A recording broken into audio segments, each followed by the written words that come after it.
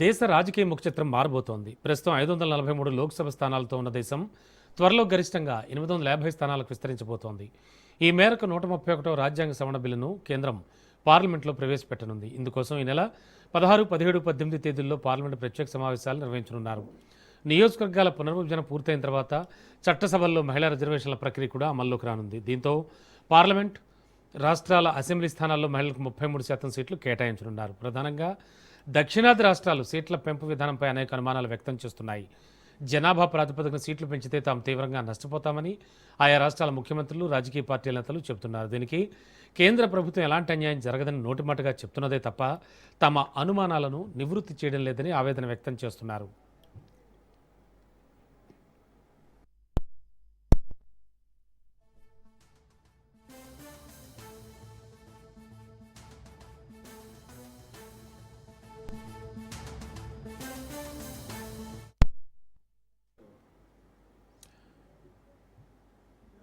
నియోజకవర్గాల పునర్విభజన, మహిళా రిజర్వేషన్లకు సంబంధించి కేంద్ర ప్రభుత్వం కీలక నిర్ణయం తీసుకుంది. డీలిమిటేషన్, మహిళా రిజర్వేషన్లు, కేంద్రపాలిత ప్రాంతాలకు సంబంధించిన 3 బిల్లులను గురువారం పార్లమెంట్లో ప్రవేశపెట్టనుంది. ఈ మూడింటికి సంబంధించిన బిల్లుల ప్రతులను పార్లమెంటరీ వ్యవహారాల శాఖ మంగళవారం ఎంపీలకు అందించింది.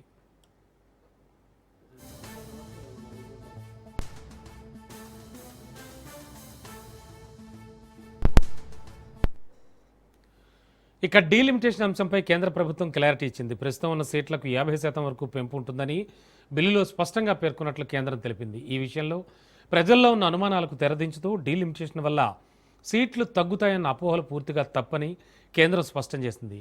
2011 జనాభా లెక్కల ఆధారంగా ఈ ప్రక్రియ కొనసాగుతుందని వివరించింది. పార్లమెంట్లో ఈ అంశంపై చర్చ సందర్భంగా మరింత స్పష్టత ఇస్తామని కూడా కేంద్రం తెలిపింది. ఇదే విషయంపై సమాచార శాఖ కూడా బిల్లులో అన్ని వివరాలు స్పష్టంగా ఉన్నాయని వెల్లడించింది.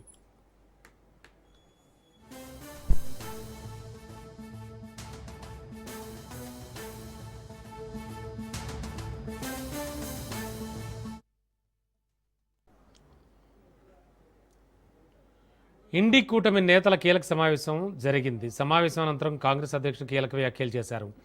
మహిళా రిజర్వేషన్ బిల్లుకు తమ కూటమి పూర్తి మద్దతు ఉంటుందని ఖర్గే స్పష్టం చేశారు. అయితే డీలిమిటేషన్ పేరుతో కేంద్ర ప్రభుత్వం కొన్ని వ్యూహాలు అమలు చేయాలని చూస్తోందని ఆయన ఆరోపించారు. మహిళా రిజర్వేషన్ బిల్లు అనే పేరుతో దొంగదారిలో డీలిమిటేషన్ అమలు చేయాలని కుట్ర జరుగుతోందని ఖర్గే విమర్శించారు. ఈ ప్రక్రియను తమ కూటమి తీవ్రంగా వ్యతిరేకిస్తుందని తెలిపారు. ఇకపై డీలిమిటేషన్ బిల్లు అమలు చేసే ప్రయత్నాలను అడ్డుకుంటామని ఇండియా కూటమి నేతలు హెచ్చరించారు.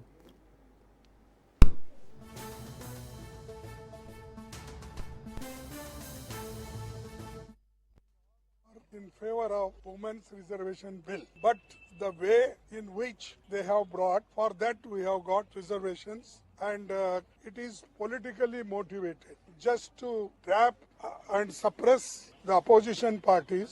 The government is doing like this. Therefore, we all have decided we will, though continuously we are supporting women's reservation bill 2010, then even 2023, it is unanimously accepted the constitutional amendment, and we are insisting that they should implement that whatever earlier amendment is passed. And secondly, that delimitation, they are also playing some tricks. Therefore, all party we are going to take one stand. We unitedly should fight in parliament, and all opposition parties unitedly, and this is the only thing I want to convey you, because we are united in this, and unitedly we have decided and we'll oppose this bill. But I want to tell you, we are not against the reservation. The way in which they have put in the bill, whether it is delimitation, whether they have not even cleared census, and almost all powers of the constitution the executive is taking, and mostly this the power which can be executed by the institutions, the parliament they have given, so that they can change delimitation at any time, and they have done mistakes, or they have already deceived us in our Assam and also our Jammu and Kashmir, several places.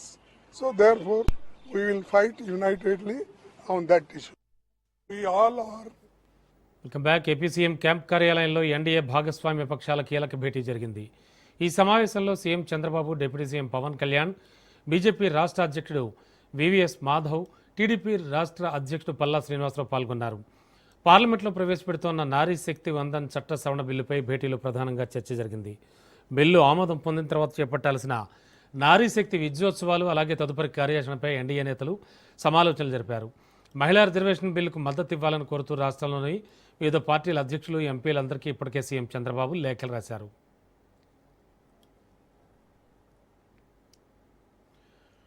డీలిమిటేషన్తో అన్యాయం చేస్తే దక్షిణాదిలో పెను ఉద్యమం తప్పదని BRS working president KTR హెచ్చరించారు. దక్షిణాదికి ప్రాతినిధ్యం తగ్గేలా delimitation జరిగితే అది కేవలం ఒక రాజకీయ ప్రక్రియగానో లేక చట్ట సవరణగానో మిగిలిపోతుందని, మొత్తం దక్షిణ భారతదేశం అంతటా ఒక బలమైన ప్రజా ఉద్యమానికి దారితీస్తుందని కేటీఆర్ స్పష్టం చేశారు.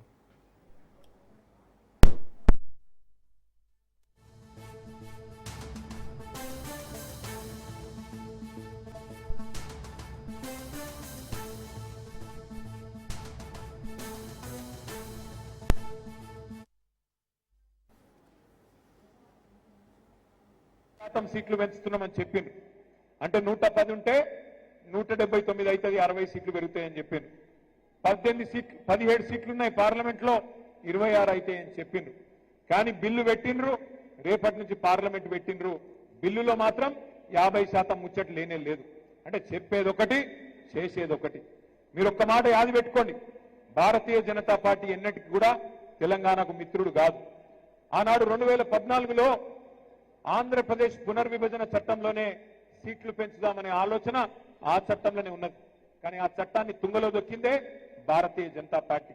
మళ్ళీ ఈ రోజు సీట్ల పెంపు పేరు మీద మళ్ళీ కొత్త డ్రామా చేస్తూ మహిళా రిజర్వేషన్ అని చెప్పి తీసుకొస్తా ఉన్నారు.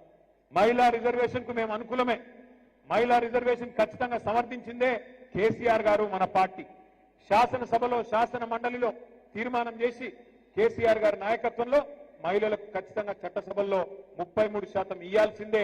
మేము ఇక్కడ మార్కెట్ కమిటీలో ఇచ్చినాం, స్థానిక సంస్థల్లో 50% ఇచ్చినాం, మీరెందుకు ఇయ్యరు అని చెప్పి శాసనసభలో, శాసన మండలిలో తీర్మానం చేసి పంపిందే కేసీఆర్ ప్రభుత్వం, బీఆర్ఎస్ పార్టీ. దాని విషయంలో ఇబ్బంది లేదు. కానీ డీలిమిటేషన్ పేరు మీద దక్షిణాది రాష్ట్రాలకు, తెలంగాణకు, ఆంధ్రకు, తమిళనాడుకు, కర్ణాటకకు, కేరళకు, పాండిచ్చేరికి అన్యాయం చేస్తామంటే మాత్రం ఎట్టి పరిస్థితుల్లో ఊరుకోము. జనాభా ప్రకారం అయితే దక్షిణాదికి అన్యాయం జరుగుతుందనే అన్ని రాష్ట్రాల్లో 50% పెంపు విధానం తెచ్చారని తెలంగాణ బీజేపీ శాసనసభాపక్ష నేత ఈలటి మహేశ్వరరెడ్డి తెలిపారు. జనాభా ప్రాతిపదికన డీలిమిటేషన్ జరగాలని కాంగ్రెస్ ప్రభుత్వమే చట్టాలు చేసిందన్నారు. 1972లో కాంగ్రెస్ చేసిన డీలిమిటేషన్ వల్ల ఏపీకి ఒక లోక్సభ సీటు తగ్గిందని, ప్రస్తుత సీట్ల ప్రకారం అయితే మహిళలకు 170 సీట్లు మాత్రమే వచ్చే అవకాశం ఉందన్నారు. కోరుతా ఉన్నాను.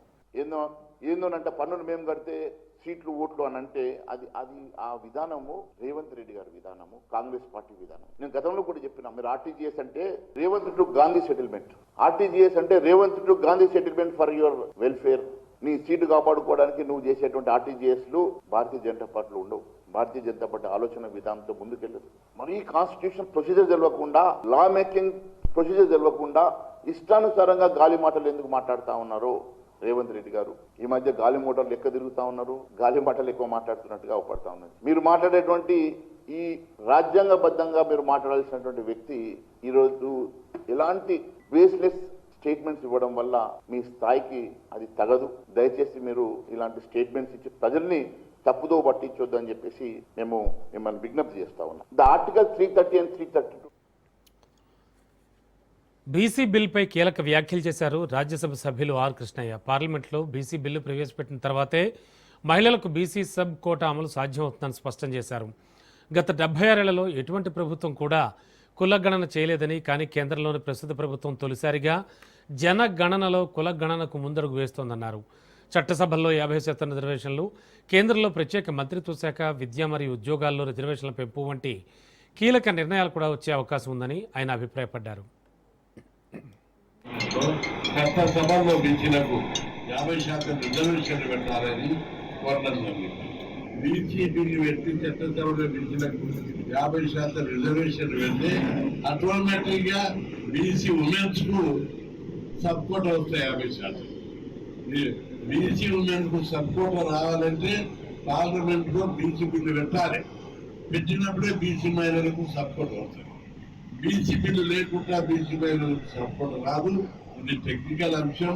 మన బీసీ సంఘాలు, ప్రతిపక్ష పార్టీలు కూడా గమనించి మీరందరూ బీసీ బిల్లు గురించే మనం పోరాడదాం. మేమందరం ఆల్రెడీ ప్రధానమంత్రి దృష్టికి 30 సార్లు తీసుకొచ్చాం. ఇంకా అది మొన్న కూడా కలిసినప్పుడు కూడా తీసుకున్నాం. ఆ ప్రధానమంత్రి స్పందించారు. బీజేపీ పార్టీ బీసీలకు వ్యతిరేకమైన ముద్ర వేయడానికి ప్రతిపక్షాలు ప్రయత్నిస్తున్నాయి. ఇది సరికాదు. ఎందుకంటే బీజేపీ పార్టీ దేశంలోనే చరిత్రను సృష్టించే అనేక అంశాలు. డీలిమిటేషన్ అంశంపై దేశవ్యాప్తంగా చర్చలు కొనసాగుతున్నాయి. ఈ ప్రక్రియలో భాగంగా ప్రతి రాష్ట్రంలో ప్రస్తుతం ఉన్న అసెంబ్లీ అలాగే లోక్సభ స్థానాల సంఖ్యను సుమారు 50% వరకు పెంచే అవకాశం ఉందని తెలుస్తోంది. ఇక ఈ అంశంపై వైఎస్ఆర్ కాంగ్రెస్ పార్టీ తన అభిప్రాయాన్ని వ్యక్తం చేసింది. కేంద్ర ప్రభుత్వం డీలిమిటేషన్ విషయంలో సరైన విధానాన్ని అనుసరిస్తోందన్నారు సజ్జల. అన్ని అంశాలను పరిగణనలోకి తీసుకుంటుందన్నారు. కింది వరకు ఏ స్టేట్ అయినా 40 ఉంటే 20 యాడ్ అవుతాయి, 40 ఉంటే 40 యాడ్ అవుతాయి. ఆ ప్రపోర్షన్ అలాగే మెయింటైన్ అవుతున్నట్టే అది కనిపిస్తుంది. మరి ఏ రకంగా ఈ తేడా వస్తుందో అనేది నాకైతే అర్థం కావట్లేదు. వీళ్ళు అంటున్న దాన్ని ఏ రకంగా అంటే పాపులేషన్ బేసిస్ మీద అయితే ఇబ్బంది కలుగుతుంది అనడానికి ఏదైతే ఒక సహేతుకంగా ఉందో దాన్ని అడ్రస్ చేసేట్టే కనిపిస్తుంది సెంట్రల్ గవర్నమెంట్. అందువల్ల మాకు సంబంధించినంత వరకు ఆల్రెడీ చెప్పిన స్టేటెడ్ పొజిషన్ ఇది కరెక్ట్ పద్ధతిలోనే పోతుందని భావిస్తున్నాం. వైఎస్ఆర్ కాంగ్రెస్ పార్టీ భావిస్తుంది. డిలిమిటేషన్కి సంబంధించి ఏది తెలంగాణ రాజకీయాల్లో కీలక పరిణామం చోటు చేసుకుంది. సీఎం రేవంత్ రెడ్డితో AICC incharge Meenakshi Natarajan TPCC నేతలతో కీలక భేటీ ముగిసింది.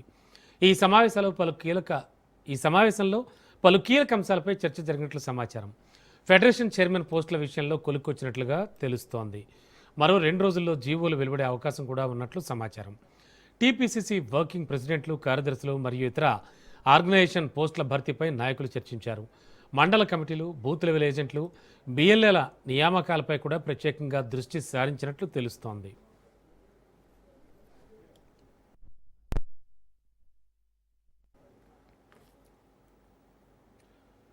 ఖమ్మం జిల్లా పులిగుండాల ప్రాజెక్టు దేశంలో ప్రముఖ పర్యాటక కేంద్రంగా అభివృద్ధి చేస్తామన్నారు deputy CM Mallu Bhatti Vikramarka. Puligundala project పరిసరాల్లో కాటేజీల నిర్మాణానికి 4 కోట్లు మంజూరు చేశామన్నారు. కనకగిరి హిల్స్ అభివృద్ధి పనులు తక్షణమే ప్రారంభించాలన్నారు. పర్యాటకుల సౌలభ్యం కోసం డబుల్ రోడ్ నిర్మాణానికి ప్రతిపాదనలు పంపాలన్నారు. పెనుబల్లి మండలం బ్రాహ్మణుల కుంట గ్రామంలో పులిగుండాల ట్యాంక్ వద్ద ఎకో టూరిజం ప్రాజెక్టును ప్రారంభించి పరిశీలించారు డిప్యూటీ సీఎం భట్టి విక్రమార్క, అలాగే మంత్రి పొంగులేటి.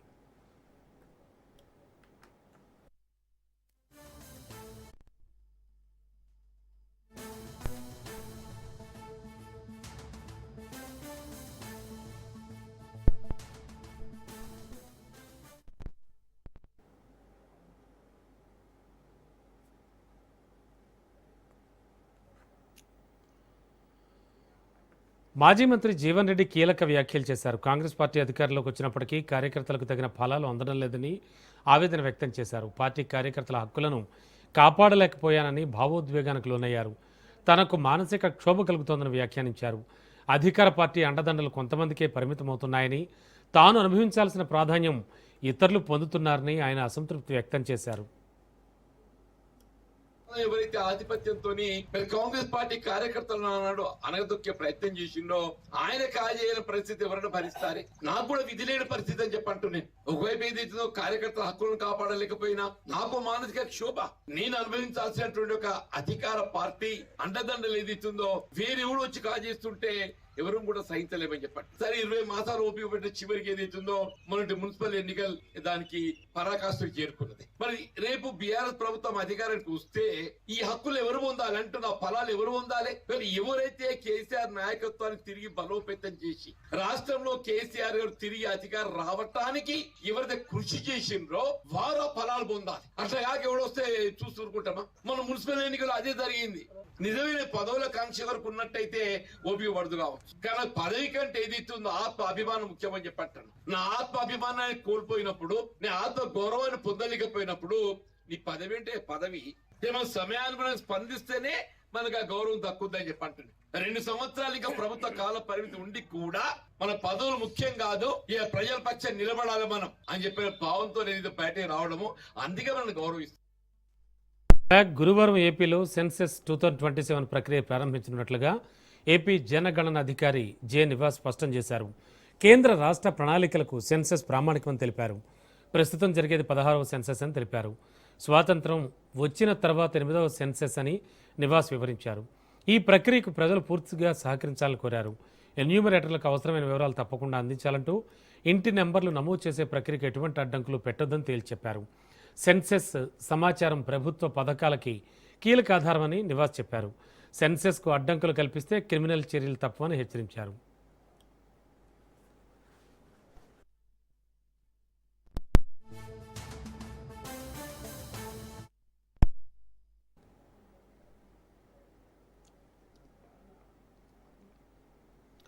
పొలిట్ బ్యూరో జాతీయ రాష్ట్ర కమిటీలను టీడీపీ ప్రకటించింది. టీడీపీ వర్కింగ్ ప్రెసిడెంట్గా మంత్రి నారా లోకేష్ను కంటిన్యూ చేశారు. అదేవిధంగా టీడీపీ ఏపీ రాష్ట్ర అధ్యక్షుడిగా పల్లా శ్రీనివాస్ను కొనసాగించారు.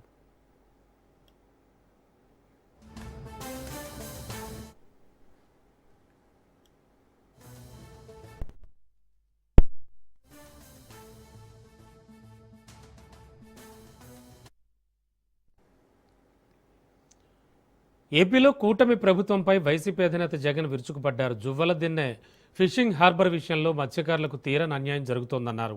మత్స్యకారుల జీవన ప్రమాణాలు పెంచడం కోసం గత వైసీపీ ప్రభుత్వ హయాంలో ఈ ప్రాజెక్టును నిర్మించినట్లు గుర్తు చేశారు. కానీ ప్రస్తుత ప్రభుత్వం ఈ హార్బర్ను మత్స్యకారులకు కాకుండా కార్పొరేట్ సంస్థలకు కట్టబెట్టేందుకు భారీ కుట్ర పన్నుతోందని ఆరోపించారు. వచ్చేది వైసీపీ ప్రభుత్వమేనని, అప్పుడు ప్రైవేట్ సంస్థల్ని తరలిస్తామని చెప్పారు.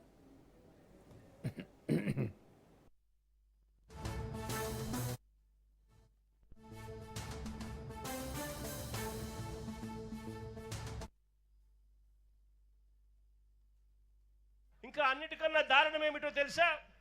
ఈ జువ్వలదిన్నె ప్రాజెక్టులో ఇక్కడ డిఫెన్స్ సాగర్ డిఫెన్స్ అంటే ఒక ప్రైవేట్ డిఫెన్స్ కంపెనీకి చంద్రబాబు నాయుడు గారు ఇక్కడ భూములు కేటాయిస్తారు. ఉన్న 79 ఎకరాలలో సగం ఈ ప్రైవేట్ డిఫెన్స్ ఫ్యాక్టరీకి చంద్రబాబు నాయుడు గారు కేటాయిస్తారు. అంటే దాని అర్థం ఇక మత్స్యకారులకు ఇక్కడ నుంచి కూడా తరిమేసే కార్యక్రమం చేస్తా ఉన్నాడు చంద్రబాబు నాయుడు గారు.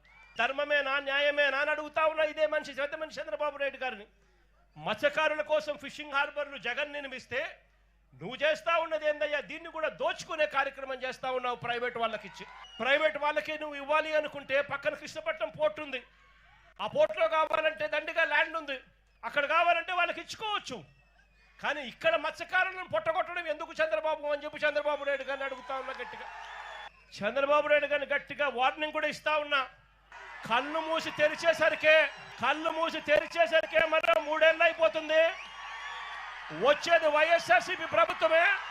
ఈ ప్రైవేట్ డిఫెన్స్ కంపెనీని ఇక్కడ నుంచి షిఫ్ట్ చేస్తారని చెప్పి కూడా చెప్తా ఉన్నాం. ఇక్కడ ఫిషింగ్ హార్బర్ ఇక్కడే కాదు, రాష్ట్రంలో కడతా ఉన్న 10 ఫిషింగ్ హార్బర్లు అన్ని కూడా మత్స్యకారుల సొత్తు అని చెప్పి కూడా ఈ సందర్భంగా కూడా చెప్తా ఉన్నా. దీన్ని ఎవ్వరూ కూడా వాళ్ళ దగ్గర నుంచి తీసేయలేరు. చంద్రబాబు కాదు కదా, వాళ్ళ తాత కూడా తీసేయలేదని చెప్తా ఉన్నాను. ఇంకా అన్నిటికన్నా దారుణం